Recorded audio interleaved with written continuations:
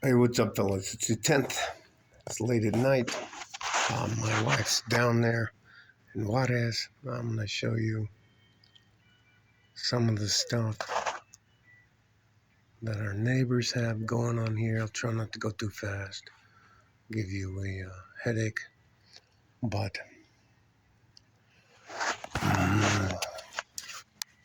just got a phone call from my wife talking about there's all kinds of gunfire going on down. And do you realize how quiet it is? I'll go back out here. The difference it is here in the United States from Mexico. My wife is quite possibly, if you look directly down there where you see that long line of, at the very end, that long line of white lights, that's where the stuff's going on. So evidently, something has happened. I can't get there in time. And I think so many people here in the United States, and you know, a lot of times people like my wife and her family, because they live in a semi-normal environment, they think that nothing can happen to them because they're not near the narcos or anything like that, but you just don't. The difference is here in the United States, we can all have guns, even if the people around you don't think that you're allowed to have guns. So listen, this is the ghetto where I live, and listen, it's, you don't hear dogs barking. You hear a few cars running around. Clear blue sky. Now it's cold as shit out here. Lights are up here. My neighbors are inside. I'm the only psychopath out here. And yes, I'm worried about my wife. But there's nothing I can do about it. And that is the difference. Can you imagine what would happen to me if I rolled into from El Paso to Juarez, loaded for bear,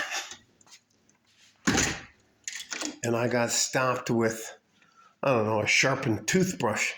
They would ruin my life. Anyway, let me just shut the fuck up. Put this shit down. I hope those of you who are maybe a little bit down on the United States, I will tell you, I have been all over Central and South America. I've been over parts of Asia, not most of Asia. I've been over parts of Africa and over parts of Europe. Here in the United States, especially in Texas, we can fight back. Now, the narcos aren't worried about my wife and her mother and their little neighborhood, their little enclave or anything like that.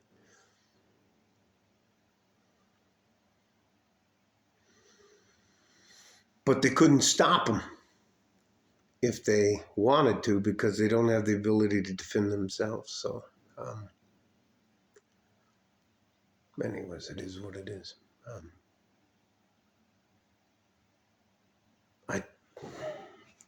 I'm trying to bring my mother-in-law, mi suegra, aquí por los Estados Unidos, por yo puedo proteger ella y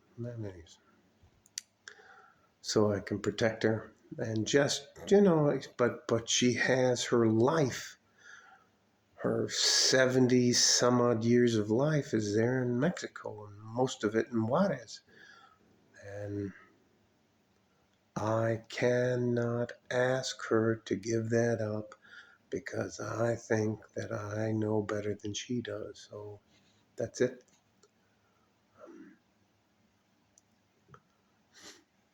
Again, I will tell you, one of the things you as a man have control over, and especially if you're going to be part of a family, and I mean if you're a son or an uncle, or you don't have to be a husband, if you're a part of a family, a cousin or rest of that, you have the ability to decide or help the family out where they live.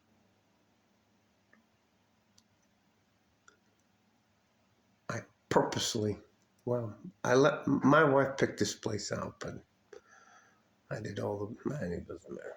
This is a very, very safe, quiet place.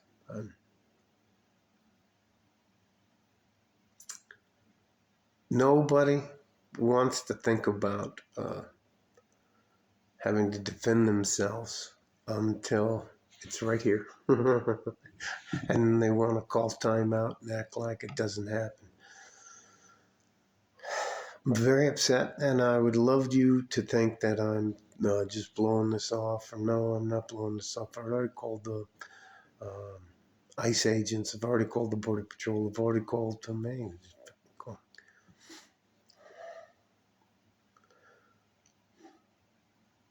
Once you leave the United States, you have a limited amount of rights, if any. And I can tell you, all I will say is this. I know my wife is going to be okay. I know she's going to come home, but it's going to be much later than I anticipated because of what's going on down there.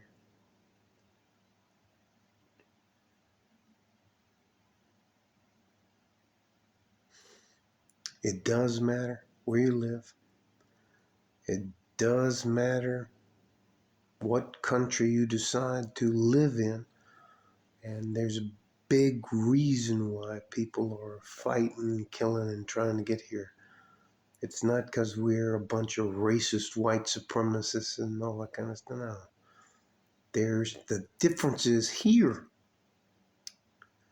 If you apply yourself and work hard, despite any of the lacking of your education or the rest of that, you have the opportunity to provide a good basic life for yourself and the ability to provide a future for your family. And that's not possible. I've been all over the planet. There's other places. If your dad was a mechanic, you're a mechanic. If your dad was a car man, shut the fuck up.